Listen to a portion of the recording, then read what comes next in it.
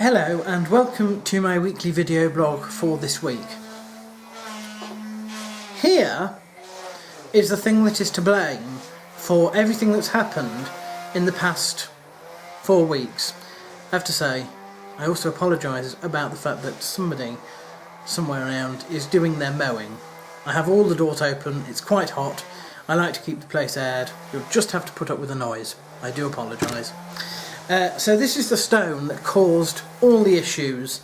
This is the stone, probably a bit of masonry from the wall at the end of my garden, which was lying on the top step that Monday a couple of weeks ago when I tripped on it. Well, rather what happened was I put my foot over the stone and the stone jumped out from underneath. It was sort of like you do with a I can't remember what they're called, but you press if you press on one end of it, you can, and you have it under tension, it can zip away, and that's what it did. And I slipped, and the result of that was that I ended up cracking, or rather fracturing, a bone in my ankle.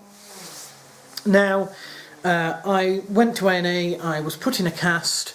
A couple of days later the hospital assessed it with x-rays, etc. They said the bone has been fractured, stroke broken, and I had to put a rocker cast on. I had to do nothing for 3 weeks, put as little weight on it as possible, no walking, no nothing, and wait for the bone to fuse. I was set a preliminary date 3 weeks later to come back and see how things were going.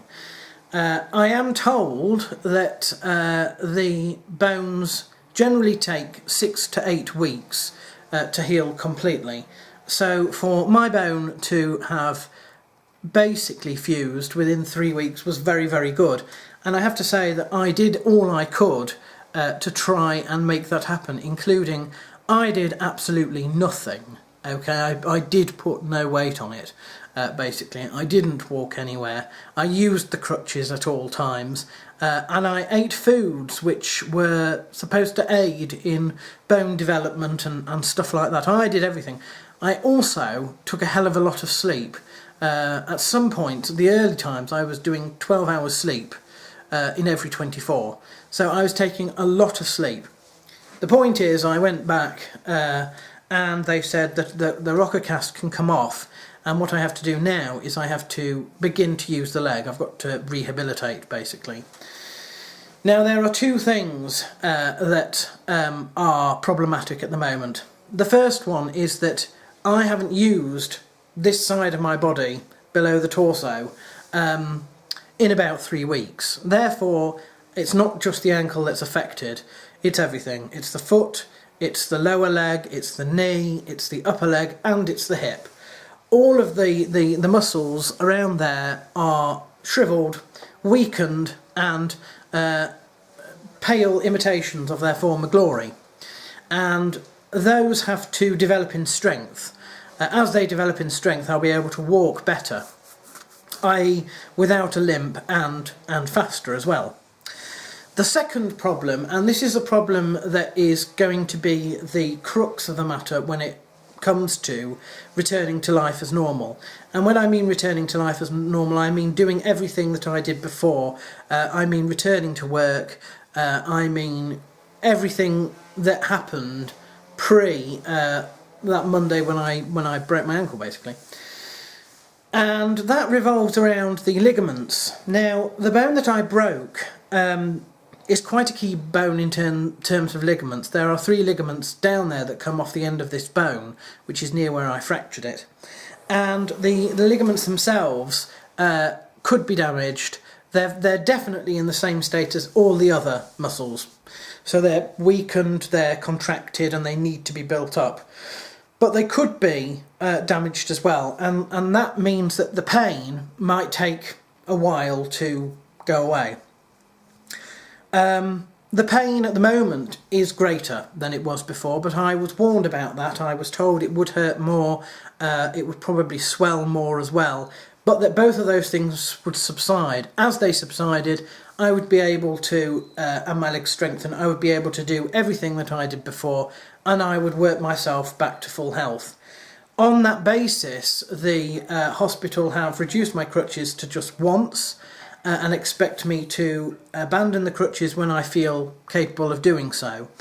They are now confident that all that stands between me and a full recovery is time and a little bit of effort.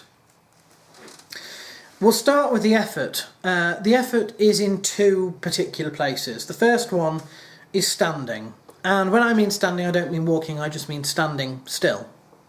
I have to be able to stand for at least 8 hours a day.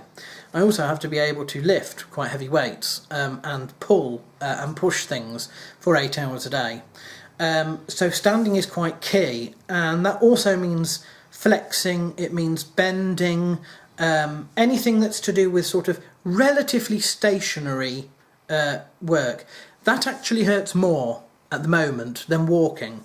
Walking is the other area. That will rebuild the strength in the rest of the leg, and it will avoid me using the crutches, it will stop the limp, it will help me speed up, that sort of thing. I'm probably going to use a vice versa in terms of tackling these things. One day I will spend on walking, the next day I will probably do activities that mainly involve me standing in some way for a long period of time, possibly bending. Now they have set a date for 2 weeks for my full recovery. That will be well within the 6 to 8 weeks that it usually takes a normal person to recover from this. As such, they've said that I should also seek medical advice now from my general practitioner, my GP, my doctor, for those of you who are American, as to when I am capable of returning to life as usual.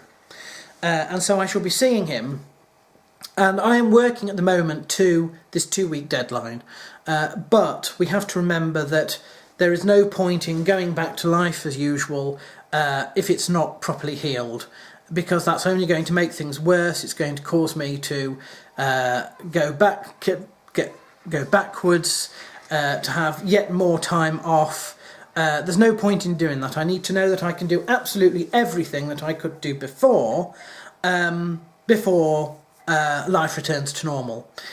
This means that I'm going to start engaging and working my way up into activities that I was doing before. I need to know that I can do everything at the allotment that I used to do before I broke my ankle. That is a lot of kneeling, a lot of twisting, a lot of being on your feet but putting your weight on your hands, a lot of that sort of thing. I need to know that I can walk for 8 to 12 hours a day, and for it not to hurt and for it not to swell. I need to know that I can walk up and down stairs properly, that I'm not fazed by a hill as opposed to walking on the flat. I need to be walking at the same speed I was walking at. I need to be able to use the shoes that don't just come with the ankle supports, but the normal shoes that I would wear at work, for example, which are flat shoes and they don't cover your ankles. I need to know that I can do all that before I return to work. It's not in my interest, it's not in anybody else's interest for me to rush this period. But I will be working extremely hard to try and get this done, because to be honest, this is not much fun at all. In fact, it's very, very painful. It's very, very tiring, and I just want things to return to normal now. I'm sick of this. So rest assured that I am going to be working my hardest. I'm not going to be sat on my arse all day expecting it to heal by itself. I'm going to be using. I'm going to be out of the house. I'm going to be walking. I'm going to be doing everything. I'm going to work through the pain until the pain and the swelling, my ankles are used to it, and the pain and the swelling subside. So that will be the focus now for at least the next 2 weeks, possibly more, maybe not. I will still be within the 6 to 8 weeks at the end of this next 2 weeks. So in terms of returning to full health, that's very, very good. That's that's as good as you can possibly be with this sort of injury. It's not uncommon for it to take longer. So it's now just dependent on my body, and there's nothing anybody else can sort of do about it. This is now a waiting game, and just seeing how things go, trying to progressively use and put more weight and do more things without going too far too fast and having to take a step backwards. So watch this space. And particularly Facebook, if you want to know sort of daily, you know, as things improve, and hopefully next week I'll be saying, yeah, I'm so much better, well, that's the hope anyway. Now I want to move on to the birthdays, but you'll have to excuse me for a moment. I'm actually sat at my computer, and as I've been talking, the computer monitor has there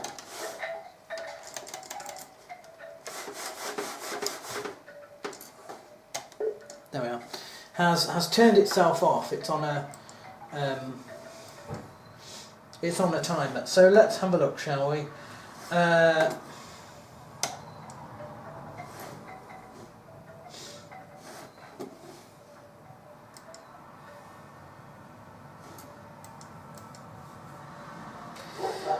If you are one of my friends and you don't put your face, your birthday, your date of birth or whatever on your profile, then it won't show up on my Facebook, and you won't get a birthday greeting. Terribly sorry for that.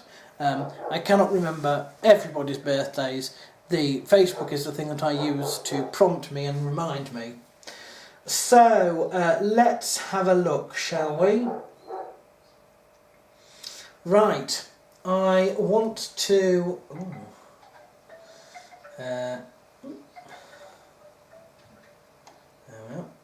I want to wish a very happy birthday to all the following people.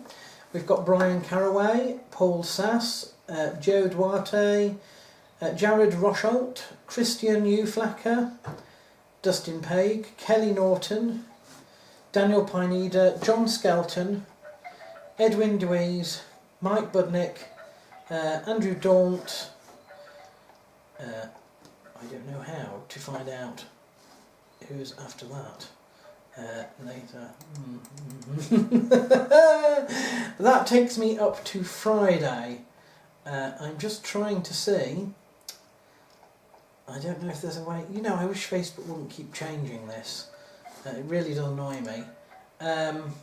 There's no way of seeing it now. It's only doing it to Friday now. So I apologise to people who might have their birthdays Saturday, Sunday next week. I will try and include them belated in the next blog. But I hope all of those have fantastic birthdays and eat lots of cake.